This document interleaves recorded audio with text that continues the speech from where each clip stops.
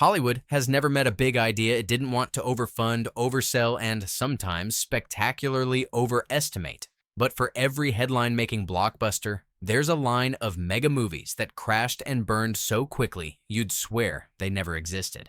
Ever wondered how a film with a cast of legends and a mountain of cash can still vanish overnight? Stick around, because these 10 forgotten giants prove that in Hollywood, hype is fleeting and memory is merciless. Dr. Doolittle, 1967. It's hard to imagine now, but there was a time when Hollywood thought Dr. Doolittle would be the next family classic. Think Mary Poppins with more animals and even bigger musical numbers. 20th Century Fox poured over $17 million into this massive production, a budget that would make any studio executive sweat, especially in the 1960s. With Rex Harrison in the lead, talking to animals in a British accent, it had the cast, the hype, and the spectacle. The studio even built a full-size ship for ocean scenes and imported hundreds of exotic animals for authenticity. They ran an Oscar campaign so aggressive it made today's awards season look like a bake sale. But the trouble started before the cameras rolled.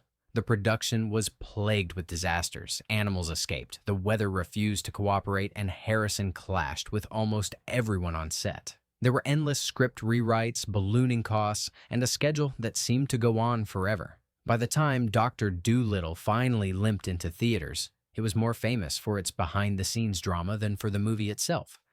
Then came the reviews. Critics weren't having it. The songs were forgettable, the plot wandered, and the movie dragged on for what felt like ages.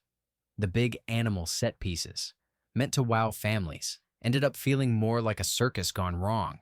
Even kids found themselves checking their watches. Sure, the movie scored a Best Picture nomination at the Oscars, more a testament to Fox's relentless campaigning than genuine acclaim, but word of mouth was brutal. Audiences, already spoiled by classics like The Sound of Music and Mary Poppins, gave Dr. Doolittle a collective shrug.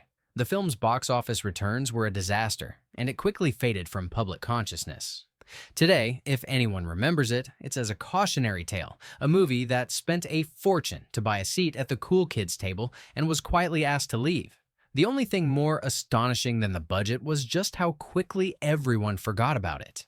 In a decade full of legendary musicals, Dr. Doolittle is the one blockbuster nobody wants to revisit. The Fall of the Roman Empire, 1964. Once upon a time, the fall of the Roman Empire was supposed to be the new Ben-Hur, a sprawling historical epic with stars, spectacle, and a budget that could bankrupt a small nation. Samuel Bronston, a producer obsessed with making history on screen, spared no expense. Sets were so enormous that one city square became the largest ever constructed for a movie. The cast boasted Sophia Loren, Alec Guinness, Stephen Boyd, and James Mason, with a script dripping with political intrigue and betrayal. They even imported hundreds of horses, extras, and authentic props to recreate Rome in all its doomed glory. But here's the thing about epic ambition. Sometimes it topples under its own weight. Production delays became legend. The weather was never on their side. And even with all those stars, the script failed to catch fire. The movie was 3 hours long, a marathon even for die-hard history buffs, and stuffed with speeches, intrigue, and enough togas to outfit an army. When The Fall of the Roman Empire finally premiered, critics were left cold. Yes, it looked magnificent, but the story moved at a glacial pace, and audiences found themselves more impressed by the sets than the plot. The film's release came at a time when moviegoers' patience for ancient epics was wearing thin, and the result was a commercial flop that nearly took Bronston's studio with it. In a cruel twist, the film is now mostly remembered by film historians, not movie fans. All that money, all that ambition, and all those Oscar hopes faded as quickly as the Roman Empire itself. Today, unless you're deep into the history of Hollywood flops or searching for lost treasures of the 60s, The Fall of the Roman Empire barely even rates a mention. It's a giant of a movie that collapsed under its own ambition, proof that sometimes, the bigger they are, the faster they disappear. Paint Your Wagon, 1969. Paint Your Wagon is the kind of movie you almost have to see to believe. A musical western starring Clint Eastwood and Lee Marvin, two of cinema's toughest men, suddenly breaking into song in the middle of a gold rush. In the late 1960s, Hollywood was desperate to capture the magic of big musicals, like My Fair Lady and The Sound of Music, so they threw everything into this oddball project. The budget soared past $20 million, a king's ransom for the time. Production sprawled across the wilds of Oregon, with real log cabins, hand-dug mines, and a small city built just for the shoot. But chaos was the real star. The cast and crew battled miserable weather, production delays, and an ever-growing budget. Lee Marvin was legendary for his drinking. Eastwood was new to singing, and director Joshua Logan just tried to keep it all together. The result? A sprawling, sometimes bizarre musical full of drunken brawls, off-key songs, and a script that never quite figured out if it was supposed to be funny, romantic, or tragic. When Paint Your Wagon finally made it to theaters, audiences didn't know what to make of it. The songs, written by Lerner and Loa, couldn't save the film from its awkward pacing and tonal confusion. Critics laughed at the spectacle of Eastwood crooning, "I Talk to the Trees," and even die-hard Western fans found themselves lost in the strange mix of genres. The movie managed to limp along at the box office, but the real return was disappointment.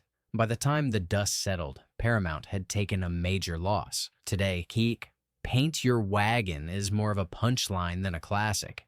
You'll see it referenced when people want to talk about Hollywood excess or ask, wait, did Clint Eastwood really sing in a musical?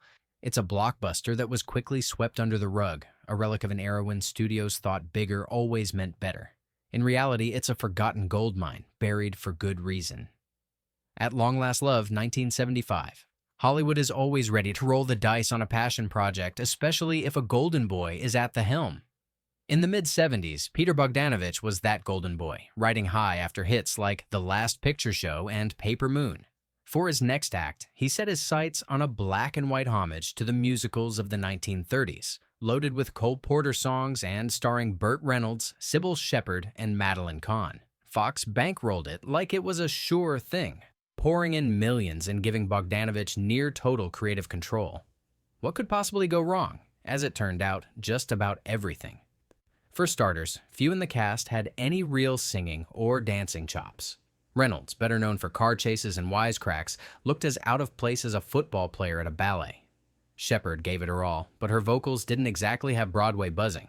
To make matters worse, Bogdanovich insisted the musical numbers be performed live on set. No overdubbing, no studio polish, just raw, sometimes shaky performances. The production quickly turned into a circus. Scenes took ages to shoot. The live singing, meant to capture old-school charm, sounded flat and awkward. Reynolds later admitted he was terrified throughout the process, and audiences would soon hear why. When At Long Last Love hit theaters, critics and moviegoers alike recoiled. The film was panned for its tone-deaf musical numbers and wooden performances, with some calling it a vanity project gone wildly off the rails. Box office receipts were disastrous, and the movie disappeared so fast you'd think it was never even released. In a rare move, Bogdanovich took out ads apologizing for the film. The studio buried it. Over time, a few defenders tried to argue it was ahead of its time, but most audiences just moved on. At Long Last Love became a textbook case of how fast a dream project can turn into a Hollywood punchline and a massive, instantly forgotten flop. Inchan, 1981. If you're hunting for a movie that checks every box for instant infamy, overhyped, over budget, over before it began, look no further than Inchan. This Korean War epic had everything going for it on paper. Laurence Olivier, one of the greatest actors of the century, a massive $46 million budget, which was huge in 1981, and battle scenes meant to rival Patton and The Longest Day. But in reality, Inchan became one of the most notorious disasters in cinema history. The film's production was a whirlwind of questionable decisions and outright chaos. It was financed by the Unification Church, whose leader, Sun Myung Moon, wanted to create a sweeping American-Korean co-production with spiritual overtones. Olivier, who played General Douglas MacArthur, was reportedly paid over $1 million for just a few weeks of work. The rest of the cast, including Ben Gazzara and Jacqueline Bisset, did their best to wade through a script that seemed to change every day. Nothing went right. The logistics of shooting in multiple countries, on war-torn sets with thousands of extras, stretched the budget and patience of everyone involved. Reshoots, delays, and script rewrites plagued the entire process. When it finally limped into theaters, Inchan was met with laughter, not applause. Critics called it unintentionally hilarious, wooden, and confused. Olivier himself later called the film an absolute disaster. It made barely a blip at the box office and was pulled from theaters within weeks. Inchan is now a ghost movie, a film so quickly erased from public view that even movie buffs have to dig deep to find a copy. It's a cautionary tale about what happens when money, ambition, and reality collide in spectacular fashion. For every classic war movie Hollywood churns out, there's an Inchan lurking in the shadows, proving that even the biggest budgets can lead to the quickest disappearances. Ishtar, 1987. In the 1980s, if you had Warren Beatty, Dustin Hoffman, and a major studio behind you, failure seemed impossible. Enter Ishtar, the $55 million desert comedy that's become the stuff of Hollywood legend for all the wrong reasons. Beatty and Hoffman played two terrible lounge singers who get mixed up in a Middle Eastern revolution, directed by Elaine May, whose sharp wit was expected to guarantee comedic gold. Instead, Ishtar became shorthand for epic flop. The trouble started with the shoot itself, set in the blazing Moroccan desert. The cast and crew struggled with scorching temperatures, sandstorms, and a script that was rewritten on the fly. Production costs spiraled as Beatty and Hoffman clashed with May, each determined to shape the film their way. Reports of endless reshoots and ballooning expenses became industry gossip, and the movie hadn't even wrapped yet. By the time Ishtar hit theaters, expectations were through the roof, and so was the skepticism. Early screenings were disastrous, with audiences bewildered by the film's offbeat tone and endless bickering. Critics pounced, calling it bloated, unfunny, and lost in its own self-indulgence. The box office nosedived. Ishtar became the butt of every late-night joke and the answer to, "What's the most famous bomb ever made?" For years, even mentioning the name Ishtar in Hollywood could clear a room. While a few defenders have since emerged, arguing that it's an underrated satire, the film's reputation as an instantly forgotten big-budget blunder remains secure. In the world of legendary cinematic disasters, Ishtar will always have a reserved seat. The Bonfire of the Vanities, 1990. Picture this, a blockbuster adaptation of Tom Wolfe's best-selling novel, with a cast featuring Tom Hanks, Bruce Willis, Melanie Griffith, and Morgan Freeman, all under the direction of Brian De Palma, who'd just come off a string of hits. Hollywood was certain the Bonfire of the Vanities would be a sensation. The studio poured in more than $45 million of fortune at the time, blanketed the media with hype, and prepared for award season glory. Instead, they got one of the fastest vanishing acts in movie history. From the outset, the production was as dramatic as the story itself. Casting was contentious. Hanks was cast against type as a ruthless Wall Street trader, while Willis, fresh off Die Hard, played a boozy tabloid reporter. Melanie Griffith, a last-minute addition, struggled with a character rewritten mid-shoot. The novel's dark satire of race, class, and greed was sanded down into a broad comedy, neutering its bite and confusing the tone.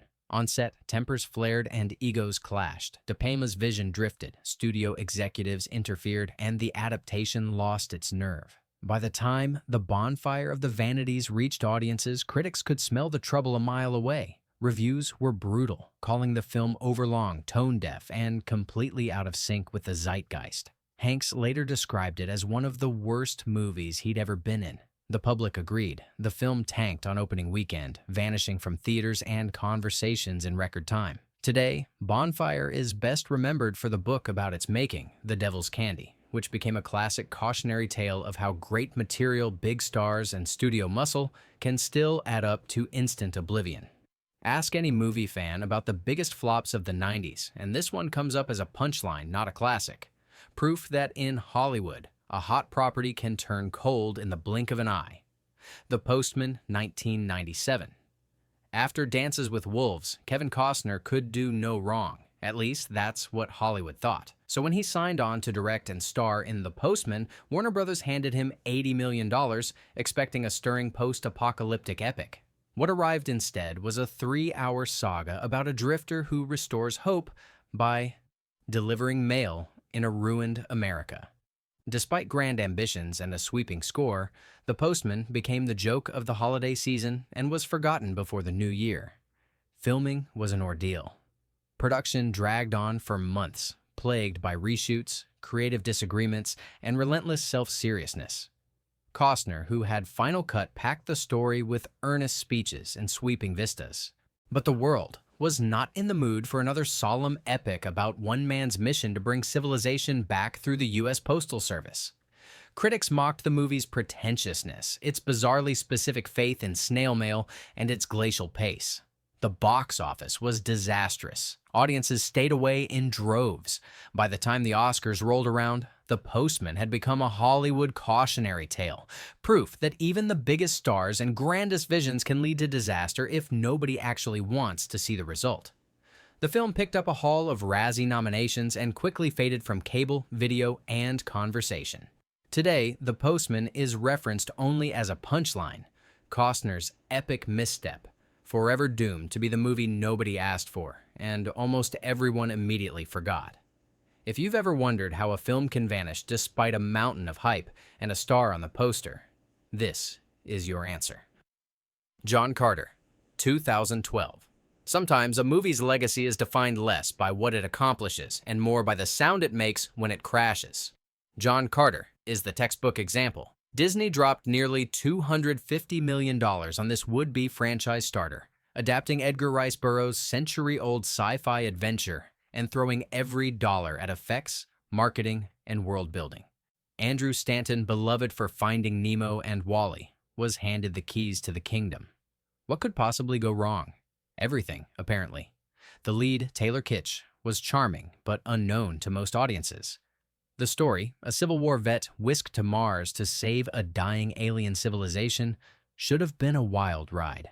Instead, it was a confusing slog, overloaded with backstory, strange names, and a title so bland it sounded more like a biopic than a space epic. Marketing was all over the place. Action, romance, sci-fi, family adventure. Disney tried to sell it as everything to everyone, and it landed with no one. Critics were split.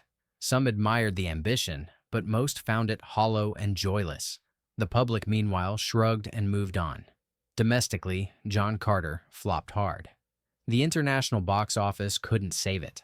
The losses were so staggering that Disney had to admit to shareholders they'd taken a hit of $200 million, the kind of a number that usually gets whispered about, not published in annual reports.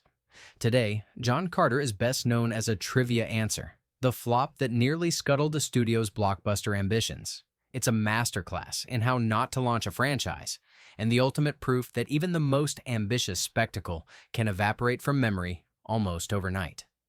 The Lone Ranger, 2013. Disney's The Lone Ranger is what happens when a studio bets the house on nostalgia, star power, and a hope that lightning can strike twice. Armed with the same producers and creative team who made Pirates of the Caribbean a global phenomenon, they gave Johnny Depp and Armie Hammer a $250 million sandbox, enough cash to build a real railroad, let alone a fake one. The result? A movie so expensive and hyped that its vanishing act still boggles the mind. From the first trailer, Disney promised a Wild West thrill ride, gunfights, train crashes, daring escapes, and a white-hatted hero. Depp's Tonto was front and center, feathered and deadpan, while Hammer donned the iconic mask. Helena Bonham Carter and Tom Wilkinson filled out the cast, and no expense was spared on stunts or special effects. The marketing blitz was everywhere. Posters, interviews, even Super Bowl spots. This was supposed to be the comeback of the century for an old-school American legend. But everything that could go wrong did. The film veered between slapstick comedy, gritty violence, and big, loud action sequences, never settling on a tone. Depp's offbeat performance divided audiences, and the plot was both convoluted and overstuffed. Critics roasted it, calling it a muddled, bloated mess. The much-publicized production problems, ballooning costs, delays, and rewrites became a story of their own, eclipsing the film itself. The public stayed away in droves. Despite all the marketing muscle, The Lone Ranger barely broke $89 million in the U.S. with only a modest overseas haul. In a summer packed with superhero movies and sequels, it simply couldn't compete. Disney took a record loss, and all plans for a franchise evaporated overnight. In the end, the movie that was supposed to revive a legend became a textbook example of Hollywood hubris. Today, if people remember The Lone Ranger at all, it's as the blockbuster that went missing in plain sight, a $250 million monument to how quickly hype can turn to silence. Its legacy?